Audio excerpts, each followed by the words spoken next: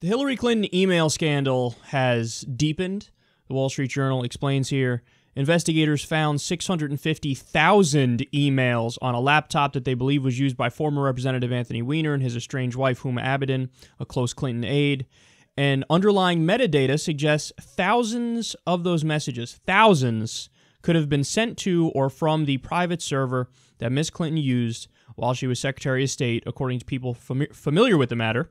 It will take weeks at a minimum to determine whether those messages are work-related from the time Ms. Abedin served with Mrs. Clinton at the State Department, how many are duplicates of the emails already reviewed by the FBI, and whether they include either classified information or important new evidence in the Clinton email probe.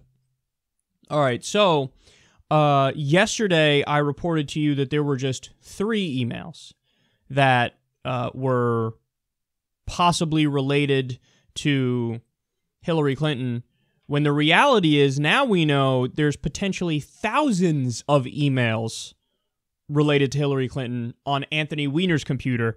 Now, there's a grand total of about 650,000 emails, but that includes all of Anthony Weiner's emails, and then only a smaller percentage of that is Huma Abedin's emails, and then only a smaller percentage of that is related to Hillary Clinton. But they say it's not 3, now it's, quote, thousands of those messages are probably back and forth with Hillary Clinton.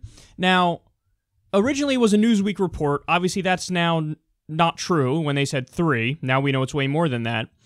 But again, I'm so fucking confused by this story because as they laid out here in the Wall Street Journal, what they're saying is, well, it's going to take time to go through it to figure out how many of those are work-related and from when Hillary Clinton was Secretary of State, and, quote, how many are duplicates of emails already reviewed by the FBI.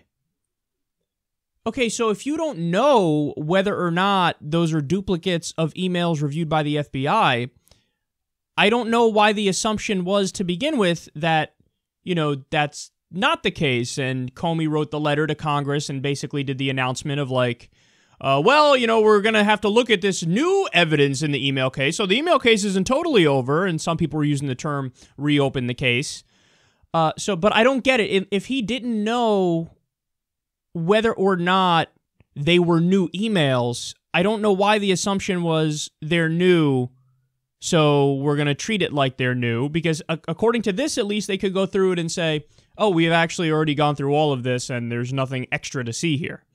Now, to be clear, and I said it at the time, when Comey did his announcement, he said, oh, hey, here's like 912 ways in which Hillary Clinton broke the law, and if she was anybody else, she'd be found guilty. But since she's Hillary Clinton, we're going to create a new standard, and that new standard is your intent.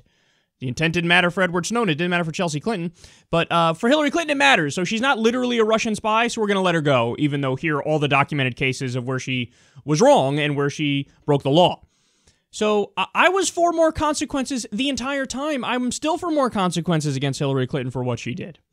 But it's interesting that Comey basically said, okay, well, there's going to be no consequences for it. And then now he's out saying, well, we have new emails, but maybe not new emails. They might all be the ones we already went over. But hey, let me do this announcement to drop a bomb in the election. So that gets back to the original point, which I made yesterday, which is, now it appears, in my mind, overwhelmingly likely that the reason why James Comey did it was political.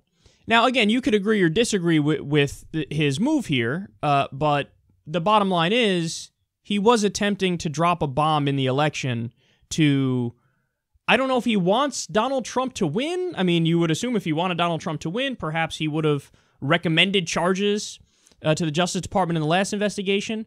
But it's either he wants Donald Trump to win or he is a Republican. So you have to remember that. He is a Republican. And it's possible that he wanted to just tighten up the race because, as I mentioned yesterday, Senate Democrats, Senate Republicans and House Republicans came to him and said, all right, look, buddy, now the projections and the numbers are looking like we may be in trouble there as well. So it was possible that, hey, the Democrats take back everything. So given that scenario, well, what can you do to help a brother out? It's like, okay, well, just say something, I don't know, say the case is reopened in conjunction with stumbling across new emails, maybe not, tied to Anthony Weiner, because, by the way, they're investigating Anthony Weiner because he was sexting with a 15-year-old. Weiner's Weiner fucking everything up. Fucking everything except actual women, in which case it's just sexts. Anyway, and by the way, 15-year-old dude, come on now. Come on. So they were literally going through his stuff for child porn, and they say, oh, we maybe not found new emails that we didn't see before, except maybe we saw them before. So now I'm just massively confused about the whole situation. But I can tell you that I am pretty certain he's, trying to influence it in one way or another in the direction of, at the very least, Senate Republicans and House Republicans. And we're going to get to this later, but that actually, there's a law that says, hey, you can do something like this 60 days before an election. I don't know if I agree with that law in the first place. I think all facts should be out there as much as possible. And again, just so everybody knows where I stand on this, as I said before, I wish there were more consequences originally. I wish that when he laid everything out, he's like, yeah, this can't stand. We're at the very least going to indict her. But no, they didn't do it. So all along I've been for more accountability and justice when it comes to the Clintons. And now there's some investigations of the Clinton Foundation. And I say good.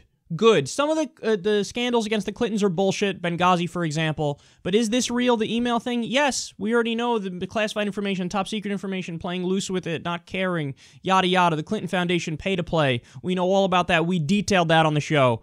So, yeah, she's corrupt. Yes, she's an insider. But it also happens to be true that it appears like James Comey is trying to fuck with the election in one way or another. Again, you could agree or disagree with that.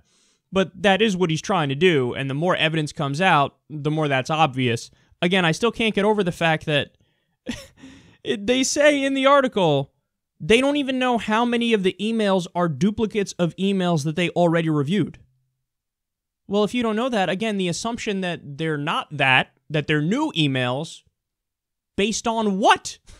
Based on nothing. You just wanted to release something out there and go, whoa, I'm not trying to mess with the election or anything, but just know that this whole email thing is not over. So, hey, yeah, Hillary Clinton, gotta keep an eye on that one. And I agree, you gotta keep an eye on that one, and she is corrupt and she is an insider. But his point was to try to do that fair or unfair at this stage in the election, and that appears to be relatively clear now.